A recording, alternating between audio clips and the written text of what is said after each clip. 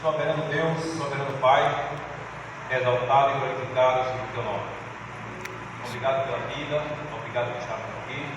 Que a graça do Senhor renove cada um de nós que estiver essa noite de adorar. Use o teu servo para a tua honra e tua glória. Estamos falando essa noite, vamos falar sobre anjos. E apresentamos aqui nesse altar a tua palavra. Que o teu Espírito saia daqui saciado e alegre e regozijado com a tua palavra, com o cuidado que o Senhor tem com cada um de nós. Amém. Muito obrigado pelo dia, pela vida, permanece conosco, em nome de Jesus. Amém. Boa noite a todos. Tudo bem? Como vão vocês? Tudo na paz? Você já falou com o seu anjo? Já falou com o seu anjo hoje? Não, né? Mas você sabe que cada um de nós tem anjos? Vocês sabem disso, né? Deus abençoe a todos. Obrigado pela presença de vocês. E a graça e o poder do Espírito Santo permaneça com cada um de nós. E que o poder de Deus derrame bênção sobre cada um de nós. Amém? Esta noite eu vou falar sobre umas categorias de anjos. A hierarquias. Existe hierarquia de anjos. Vocês sabiam disso? O anjo querubins, existem milhares e milhares de querubins. A função dos querubins são várias, mas uma delas é guardar a corte celestial. É a função deles. E nós também tem anjos, dois anjos, aliás, cada um povo de Deus, o servo de Deus. Tem um anjo relator e um anjo protetor. O anjo relator, ele escreve tudo sobre a sua vida. Ele só não é onisciente, isso é só Deus. Mas os nossos atos, palavras torpes, o que nós fazemos de bom ou de ruim, está sendo tudo observado lá, voltando, fazendo um relatório. Você sabe que no juízo divino, quem é testemunha? Quem são as testemunhas no juízo divino? Os anjos. Os anjos são as testemunhas. Então nós nunca estamos sozinhos. Diz o livro de Hebreus 12, verso 1, que uma grande testemunha de nuvem nos cerca. Há seres nos observando, há seres humanos, há muitas pessoas que você não está percebendo, mas estão te olhando, estão te vendo. E nós nunca estamos sozinhos. Tá? Tem outra categoria de anjos que são os serafins. Ele cuida da adoração na corte celestial. No livro de Isaías, capítulo 6, verso de 1 a 3, ali vem falando dos serafins. Eles têm 6 asas, 2 cobrem o rosto, 2 cobrem o corpo e 2 que voam. Os serafins cuidam da adoração. Essa parte é. Tem um anjo também chamado Gabriel. Esse anjo Gabriel ele tem uma mensagem, e essa mensagem não é dele.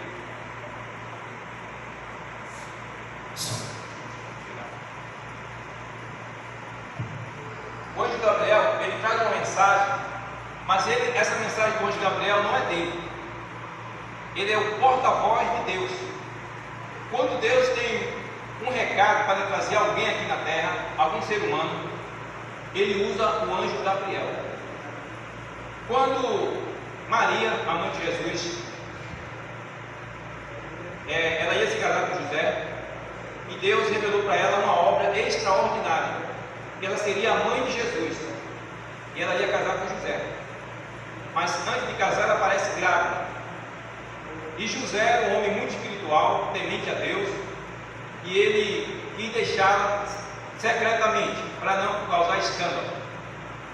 Só que fica muito confuso realmente com a situação de José. Fica ou não fica?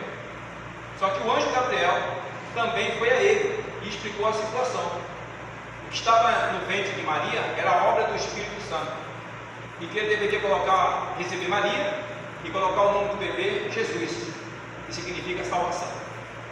E ele assim obedeceu a ordem, porque era um plano de Deus, e Deus sabia quem eram os seus servos. Quando Deus tem um desígnio, quando Deus tem um propósito, não é qualquer pessoa que Ele escolhe, porque Ele sabe quais pessoas que vão obedecer a Ele, porque vai ter uns processos difíceis, complicados, e tem muitas pessoas que com qualquer coisinha já está se inflamando, e aí não dá para mim, e Deus conhece todas as coisas. Deus conhece todas as coisas. Então Ele sabe, quando Ele já mostra 3:7, que Ele não faz coisa alguma sem primeiro avisar. Só que Ele não conta o processo. Ele diz: eu tenho algo na tua vida, mas Ele não vai dizer, explicar o processo. Aí é pela fé. Então teve outra pessoa que Ele convidou era Zacarias. Zacarias fez um pedido a Deus que ele queria um filho, juntamente com Isabel. Mas só que Zacarias ficou velho. Anos, o casal envelheceu, e ele já não estava mais pensando em filho. Aí Deus usa o anjo Gabriel e vai lá, diga a meu servo Zacarias que ele vai ter um filho. Aí quando o anjo Gabriel chega a Zacarias, explicando a situação, Zacarias diz: eu? Como isso? Olha a minha idade. Como pode isso? A minha esposa já está avançada em idade. Como é que isso vai acontecer? Aí o anjo Gabriel disse: olha, está no livro de Lucas 18 a 20. Olha, por que você duvidou? Você vai ficar mudo até a criança nascer. Não devemos duvidar da palavra de Deus, de como Deus só tem um algo na tua vida, tem um plano, tem isso. Você pode esperar que vai acontecer. Pode esperar, vai acontecer muitas coisas, muitos levantes, muitos processos, muitos vão se levantar contra essa pessoa, do nada se inflamam, faz panelinha para destruir a vida da pessoa, mas não dá em nada, sabe por quê? Porque o plano de Deus está no livro de Jó 42:2, que ninguém pode impedir o plano de Deus. Mas quando chega no verso 25, quando o menino nasce, o filho de Zacarias, João Batista, Maria fala uma frase maravilhosa. Ela diz assim: Deus tirou o meu opróbrio perante os homens. Quando ela recebe o bebê, aquela bênção desejada, esperada de tanto tempo, quando chega, causa alegria, causa um impacto. E ela falou essa frase, que é uma frase que está no meu vocabulário, assim, na minha mente. Em breve eu quero falar essa frase: Deus tirou o meu opróbrio perante os homens. O opróbrio é a situação vexatória, dificuldade, alguma dificuldade que a pessoa está passando. É isso aí. E ela se sentiu feliz da vida, pelo aquele sonho dela realizado. É assim, mas esse anjo Gabriel também, ele dá também a interpretação das profecias. Tem também, antes de falar dessa interpretação, tem um personagem chamado Daniel. Quando ele estava orando a Deus, antes de ele encerrar a oração, o anjo já veio trazendo a resposta. Esse anjo também, o Gabriel, ele também dá a interpretação da profecia. Há 2.300 tardes e manhãs, quem trouxe a revelação da interpretação foi o anjo Gabriel. Às 70 semanas, ele também que trouxe a interpretação. Tem pessoas que querem interpretar a profecia, só faz borrar, só faz complicar a palavra de Deus, porque a Bíblia, ela mesma é a intérprete da Bíblia. A profecia, ela mesma tem a resposta, tem a interpretação. Quem tenta dar a interpretação da profecia, inventando, só faz borrar, só faz atrapalhar. Porque a Bíblia tem a profecia e ela mesma tem a revelação, a explicação. Está tudo aí na Bíblia. Agora tem outro anjo chamado Miguel. Miguel quer dizer semelhante a Cristo, semelhante a Deus. Só que o anjo Gabriel, ele é arcanjo Miguel. E a palavra arcanjo quer dizer chefe dos anjos. E não existe arcanjos no plural. Arcanjo só existe um, que é a pessoa de Jesus. No Inário, número 19, lá está escrito o coro dos arcanjos. No Inário antigo, o coro dos arcanjos, no plural, não existe. Não existe coro dos arcanjos. Não existe. Arcanjo só tem um, que é Jesus. A palavra, quando Jesus o nome arcanjo quer dizer chefe dos anjos. E quem queria ser o chefe dos anjos? Imagina. Já imaginou? Olha, é natural entre os diáconos escolher um diácono para ser o primeiro diácono. Entre as diaconisas, escolher uma diaconisa para ser a primeira diaconisa. Entre os anciãos, escolher um ancião para ser o primeiro ancião. Entre os pastores, escolher um pastor para ser o presidente. Agora, entre os anjos, escolher um anjo para ser o representante dos anjos. Afinal de contas, Lúcifer era a quarta pessoa mais honrada no céu. Ele comandava uma orquestra celestial. Todos os anjos do céu se deleitavam em obedecer às suas ordens. Mas tem o seguinte: naquele cenário onde Lúcifer comandava toda aquela orquestra, todos aqueles anjos. Quando Jesus aparecia naquele cenário, todos os anjos se inclinavam perante Jesus. E aconteceu um mistério. O ambiente todo perfeito, os anjos perfeitos. Mas quando Jesus chegou naquele cenário, todos os anjos se inclinavam perante Jesus. E o mistério? Lúcifer observou aquilo.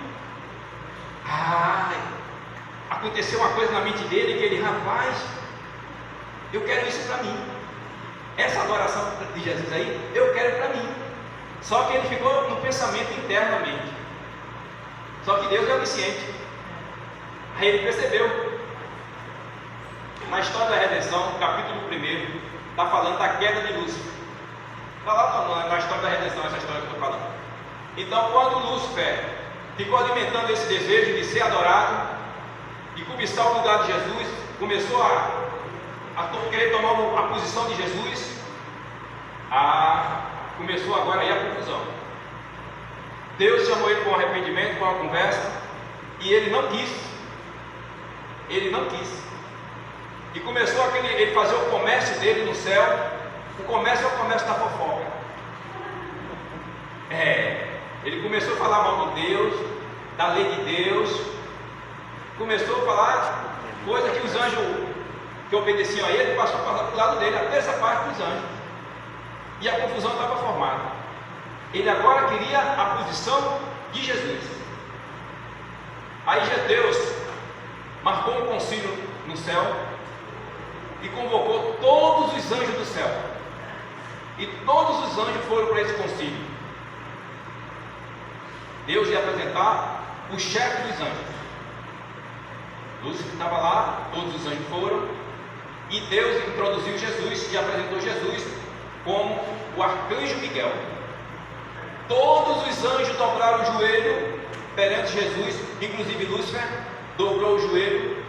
Todos os anjos deram glória a Deus, mas Lúcifer, ele ficou vermelho, ele ficou com ódio, ele ficou com raiva, ele não deu glória a Deus, ele não gostou daquela cena, ele queria aquela posição. O invejoso, ele começou a cobiçar agora a posição de Jesus. Houve uma peleja no céu. O arcanjo Miguel, Apocalipse 12, verso 7, que representa Jesus, expulsou ele do céu. Expulsou ele do céu. A palavra Miguel, quando você vê a palavra Miguel na Bíblia, se refere a Jesus entrando em ação contra Satanás. Isso está no livro de Judas 9, Apocalipse 12, verso 7, Daniel 10, verso 13, Daniel 12, verso 1, fala Miguel se levanta. 1 Tessalonicenses 4, 16, tem a palavra Miguel lá também. Toda vez que aparece esse nome, Miguel, é quando Jesus está em ação contra Satanás. Então ele foi expulso do céu. E Apocalipse 12, 12, a Bíblia diz que o céu se alegrou, o céu se alegra, mas ai da terra e do mar, que ele veio até vós. Ele quem? O inimigo. O céu ficou em paz, ficou tranquilo. Mas a terra, aqui no planeta onde nós vivemos, é uma perturbação muito grande. Quem é feliz nessa terra aqui? Temos alguns momentos felizes, né? Mas o mundo está perturbador demais, porque a presença dele está nesse planeta, causando toda essa perturbação. E no livro de Apocalipse 17, 9, ali está se falando que o Satanás colocou o seu trono aqui na terra, e no lugar da Europa. Só que a Bíblia, em Apocalipse 17, 9, traz a localização desse trono, onde é que fica esse trono. E Apocalipse 17, 9 diz que são 7 montes e 7 cabeças. 7 montes fica na Europa, ali se referindo a Roma, onde está o trono da besta. E é exatamente lá que está o trono da besta. E esse capítulo está colocando, o capítulo 17, verso 9, está focando a localização do trono da besta. A Bíblia está dando todo o detalhe. É lá que está. Então ele está nessa terra causando maior problema para todo mundo aqui. Mas o dia dele está contado.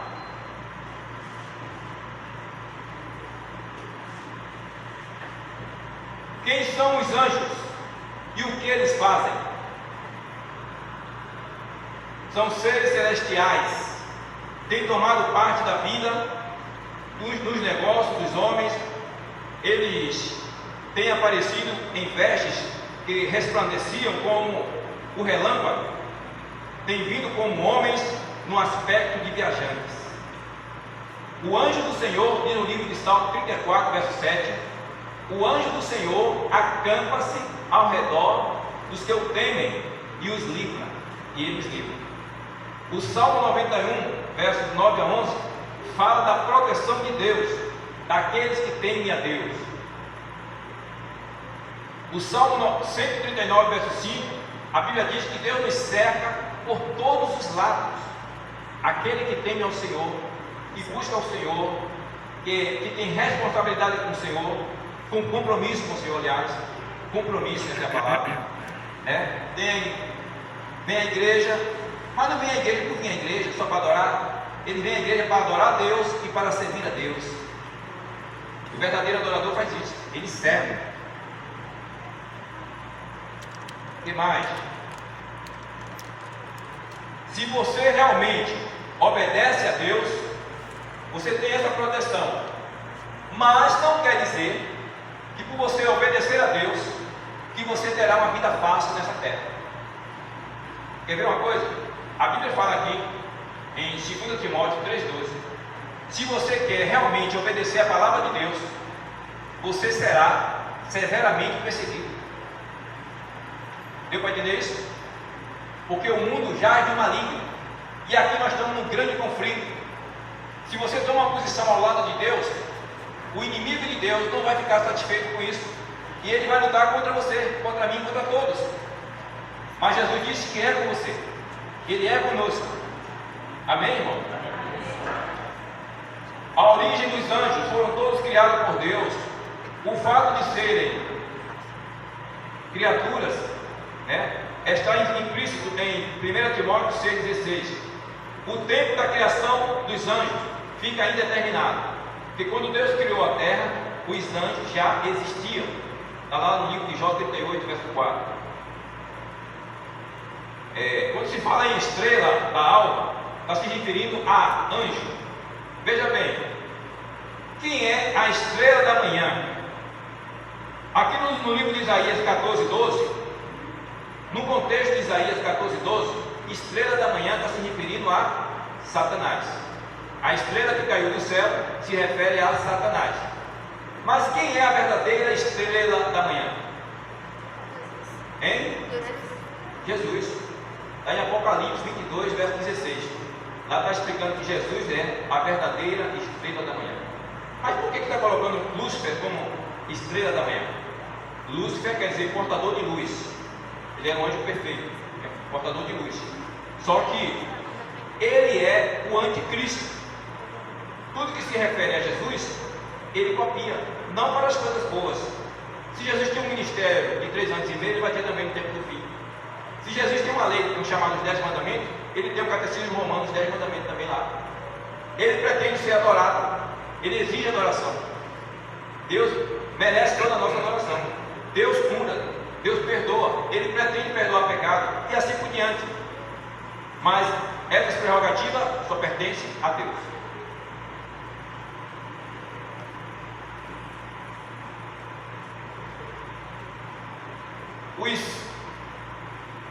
Os anjos, né, são seres espirituais. No livro de Hebreus 1,14, a Bíblia diz que eles ministram em favor da salvação do povo de Deus. Quando nós saímos para fazer o trabalho missionário, você pensa que você está sozinho? Vem seta do maligno, porque ele não gosta disso. Você está indo para o campo minado, para o campo do inimigo, falar da palavra de Deus, e Deus envia anjos com você. Os anjos, deixa eu ver aqui. Em 2 Crônicas 32:7, o profeta diz que maior é aquele que está conosco do que aquele que está do lado do maligno. Agora eu convido a todos a abrir a Bíblia. Você pensou que não ia abrir a Bíblia, foi? 2 Reis. 2 Reis está se falando aqui de uma coisa muito boa. 2 Reis, capítulo 6.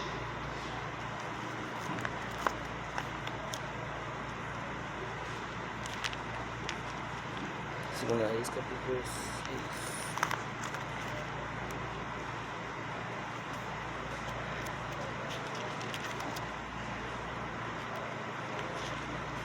Amém? 2 Reis, capítulo 6, verso 13. Achei. Tá aqui. Valeu, meu irmão. Obrigado. Então o rei ordenou: descubra onde ele está, que eu o prenderei. Contaram-lhe que Eliseu estava em Dotã, e ele mandou para lá uma grande tropa de soldados com cavalos e carros de guerra. Eles chegaram de noite à cidade e a cercaram. No dia seguinte, cedinho, o empregado de Eliseu levantou-se e saiu de casa. Aí viu as tropas sírias com os seus cavalos e carros de guerra cercando a cidade. Então entrou em casa e disse a Eliseu: Senhor, nós estamos perdidos. O que vamos fazer? Eliseu disse: não tenha medo, pois aqueles que estão conosco são mais numerosos do que estão com eles. Então orou assim: ó Senhor Deus, abre os olhos do meu empregado e deixa que ele veja. Deus respondeu à oração dele. Aí o empregado de Eliseu olhou para cima e viu que ao redor de Eliseu o morro estava coberto de cavalos e carros de fogo. Amém? Amém. Veja que interessante, irmão. Eliseu, que era um homem bem experiente e tinha essa experiência e sabe que ele nunca estava sozinho, e nós não estamos sozinhos, porque a palavra de Deus está revelando aqui que tem anjos conosco. E Eliseu estava enfrentando uma batalha e o rei queria prendê-lo e mandou cercar e procurá-lo. E um grande exército cercou Eliseu. O seu empregado, quando viu aquilo, se assustou. Aí volta para dentro e fala para Eliseu. E Eliseu, já preparado espiritualmente, disse: olha, se preocupe com isso, maior é aquele que está conosco. E ele orou a Deus, porque Deus abrisse os olhos do seu servo para ele enxergar os exércitos do céu que estavam com ele. E quando ele termina a oração, o seu servo observa isso e ficou grato. Olha, irmão, não está vendo essa guerra que está acontecendo lá em Israel com os palestinos? Esse grupo Hamas, um grupo terrorista, causando maior baderna naquele lugar, naquele país. Só basta Jesus enviar um anjo só um anjo. Ele resolve tudo aquilo. Mas ali tem permissão de Deus, Deus tem os teus objetivos, é profecia, vai se cumprir essas guerras, a Bíblia fala isso, e haverá guerra, fome, terremotos, tal, antes da volta de Jesus, tudo isso é profecia, tem que se cumprir. Mas vai chegar um tempo, depois do selamento, do fechamento da porta da graça, eles vão se levantar contra o povo de Deus, e os anjos poderosos do Senhor estarão do nosso lado nos defendendo. Amém. Nada vai nos atingir depois de fechar a porta da graça. Nenhum povo de Deus morrerá. Amém. Depois de fechar a porta da graça. Mas antes de encerrar, haverá perseguição, e o número dos conservos de Deus, dos mártires, hão de se completar. Está em Apocalipse 6, verso 11. Tá? Então, que Deus, nós devemos colocar nossa vida no altar, meditar na palavra de Deus, ter fé, ter confiança, que a palavra de Deus está mostrando para nós que nós não estamos sozinhos, que há anjos conosco, aonde quer que você for. A Bíblia diz no livro de Salmo 34, verso 7: o anjo do Senhor acampa-se ao redor dos que o temem e os livra. Ele está conosco. Deus diz que maior é aquele que está conosco do que o inimigo.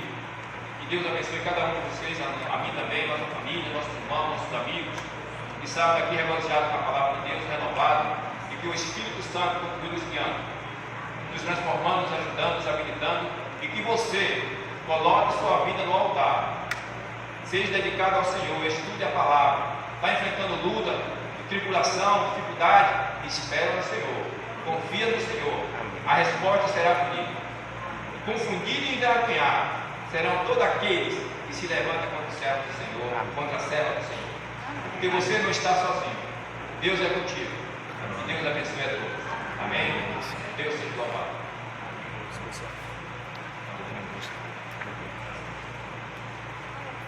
Ouviremos o louvor para a adorador. Foi o branco que falhou? Acho que foi o preto. Boa noite, que nosso Deus possa ser louvado.